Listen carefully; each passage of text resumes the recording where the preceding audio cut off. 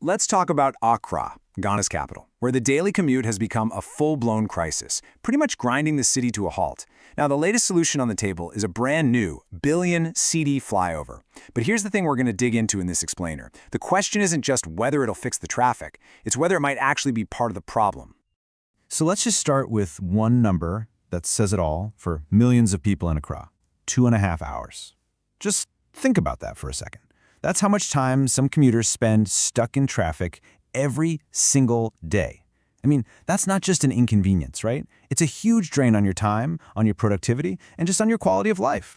So the latest big attempt to fix all this is the new Spentex flyover, costing over 1 billion cedis. And yeah, it's designed to clear up a really nasty bottleneck.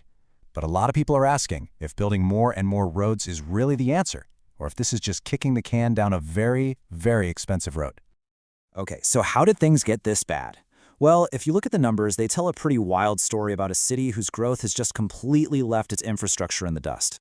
227%. And no, that is not a typo. That is the population explosion Accra saw in just one decade, between 2010 and 2020. I mean, a city's population basically tripling in 10 years. That puts an unbelievable strain on everything, especially the roads.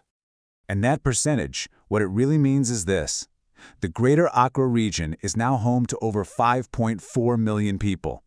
You have millions of people trying to get to work, to school, and then back home again, all of them on a road network that has barely changed at all. And here's the last piece of the puzzle: how all those people are getting around.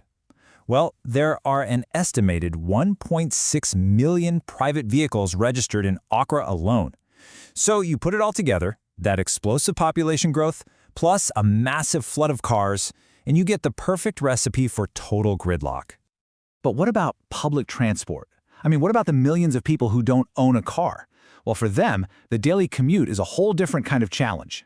And to really get it, we need to go inside the chaotic but absolutely essential backbone of a cross-transport system, the trotro. So for anyone who doesn't know, trotros are these privately owned minibuses. They're basically the lifeblood of the city's transport, and for a lot of people, they're the only affordable way to get around. But that low cost, it comes with a price. We're talking chaos, constant overloading, and a serious lack of comfort and safety. You know, this quote from Marie, a 27-year-old resident, just nails the daily frustration. She points out that it's not just about getting from point A to point B. It's the discomfort, the total unpredictability, and the sheer physical strain of being jammed into an overloaded vehicle day after day. And it's not just a physical thing, it's a financial burden too. As another commuter, Ekame points out, because there's so much demand and so little regulation, some drivers can charge ridiculous fares. It turns a simple commute into this expensive, really stressful ordeal. Right about now, you're probably thinking, surely someone has tried to fix this before. And you'd be right, they have. The problem is, Accra's history with big transit projects is, well, it's a history of some very expensive failures. I mean, just look at this timeline. It's kind of unbelievable. In 2010, there was a $1.5 billion monorail announced, and then it was just shelved. Then in 2016, a $94 million bus rapid transit system launched, but it failed because the special lanes it needed were never even finished. And then, in 2017, a 2.4 times billion dollar SkyTrain project was proposed, and that also went nowhere. We're talking billions of dollars promised with almost nothing to show for it. Okay, so after all of those massive, high-profile failures, is there any good news? Is anything working? Well, yeah, actually. There is a small, quiet success story. It's not flashy, it's not new, but it teaches a really powerful lesson about what could work for Accra. So it turns out, while all those billions were being argued about for shiny new monorails and SkyTrains, a simple, old-school train route between the port city of Tema and Accra has just been quietly doing its job, serving commuters every single day. And you really don't have to be an urban planning genius to see the potential here.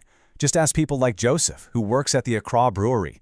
He says the train saves people a ton of money, and he thinks that if officials just invested in what they already have, it could make a real difference in the city's gridlock. It's just common sense. So all of this brings us to the biggest question. If these huge, expensive projects keep failing, what's the alternative? Well, the answer seems to be a huge shift in thinking, away from just building more roads and towards building smarter ones. So what does a smarter road even look like? Well, let's take the idea of high-occupancy vehicle lanes, or HOV lanes. The whole concept is super simple. Step 1, you dedicate one lane just for buses and for cars with more than one person in them. Step 2, right away, public transport gets faster, and people are encouraged to carpool. And Step 3, you use cameras to enforce the rules and find people who misuse the lane. See, it's not about pouring more concrete, it's about using the space you already have way more efficiently. And really, it all just boils down to this basic choice. You've got the old approach, which is just build more roads, like the new flyover. The problem is, that often just encourages more people to drive, and eventually you're right back to having more traffic. Then you have the smarter approach, which is all about getting the most out of the roads you already have.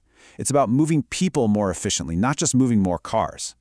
And so that leaves us with this final, really important question. The new flyover is built, the money has been spent, but if it's just another expensive Band-Aid, what is the real long-term cost for the millions of people in Accra if its leaders don't start thinking differently and a lot more creatively about the future of their city's commute?